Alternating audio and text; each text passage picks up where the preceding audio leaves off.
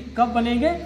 जब आपके अंदर कहीं मुरली पर अगर कहीं संशय है, किसी पॉइंट पर अंदर दिल तो चाह रहा है कि मैं इस बात को क्लियर करना चाहता हूं, लेकिन उस चीज को रियलिटी में हम समझ नहीं पा रहे। जैसे कि ज्ञान में चलते हुए मुझे 10-11 वर्ष हो चुके थे।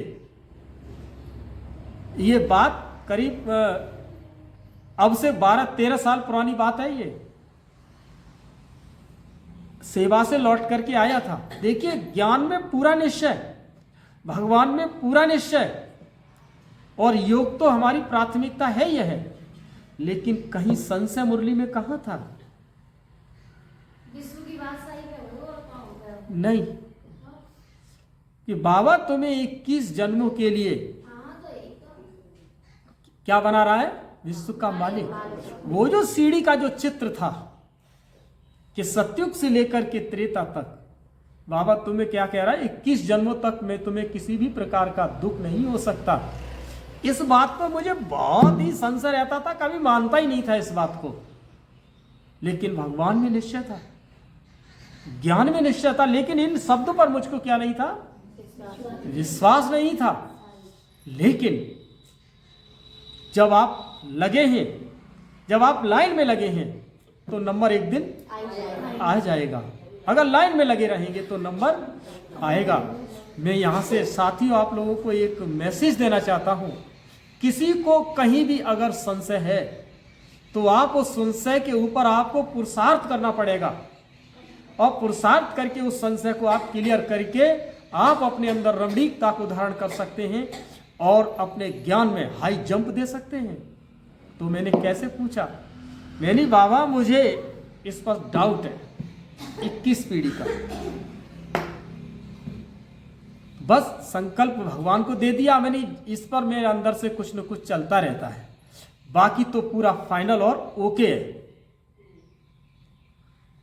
मुझे कोर्स भी स्वयं भगवान ने कराया है, स्वयं भगवान ने। आपको विश्वास नहीं हुआ कैसे? जब मैं प्रदर्शनी में निवास लगाने के निवास में जाया करता था, समझाता था, जब कहीं अटकता था तो जाकर के योग में बैठता था, तो योग में 4 बजे बाबा आकर के बता के जाता था ये है बच्चे। और वहां जाकर के जब मैं बोलता था, आदमी जो भी आता था मनुष्य वहां घूमने के लिए, देखने के लिए, बस संतुष्ट होके जाता था कि वो शब्द भगवान का था। ये भी इतना निश्चय होने के बावजूद भी वो 21 जन्मों की मैं तुम्हें राजाई दूंगा, इस पर संशय था। तब एक दिन में सेवा करते करते इसी पॉइंट को लेकर के मैंने सेवाएं की। बाबा ने 4-5वें दिन ही, मैं एक दिन सेवा से लौट रहा था, दोपहरी में बहुत तेज धूप थी। मैं आया लौट करके और 4 पाई पे आकर के मैं लेट गया। इसी संकल्प में सेवा करके आया और लेट गया।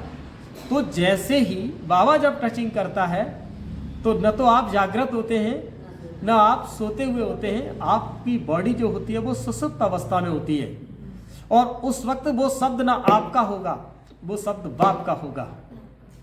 तो फिर क्या होता है कि जैसे ही मैं योग में क्या, मैं तो सोने के लिए, मैं रिलैक्स करने के लिए चारपाई पर लेटा हुआ था, और वो जैसे ही वो अवस्था बनती है और अंदर से एक बहुत तेजी से एकदम चिंगारी सी निकल के सामने खड़ी होती, चिंगारी सी।